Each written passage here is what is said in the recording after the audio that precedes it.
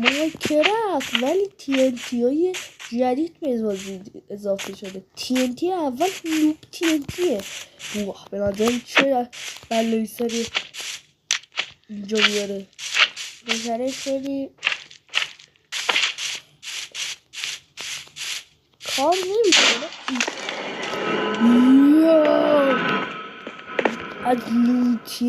از نوب TNT بر نمیاد این کار.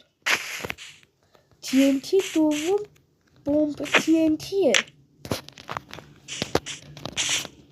اینجا چه بلایی سر این زمین میاره. الفاظ ولی نوب TNT از این قوی تر بود. نمیدونم چرا. TNT دوم TNT ضرب در 2 یعنی 2 برابر یه TNT معمولیه.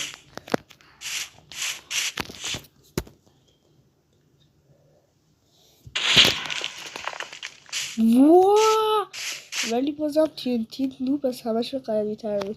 TNT ولی TNT دایموندیه. ببینید چه اتفاقی میفته.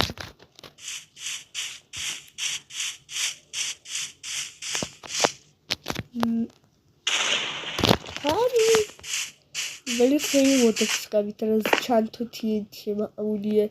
TNT بعدی قبل اینکه اسمشو بگن لایک سابسکرایب فراموشت نشه. TNT بعدی TNT بمب اتمه. چه بلایی سر اینجا میاره. اوه واقعا انتظارم ازش بیشتر بود ولی یه مکعب دقیقا ساخته. اگه از این ویدیو دوست داری لایک کن و پارت بعدیش هم تو کامنت بگو بسازم.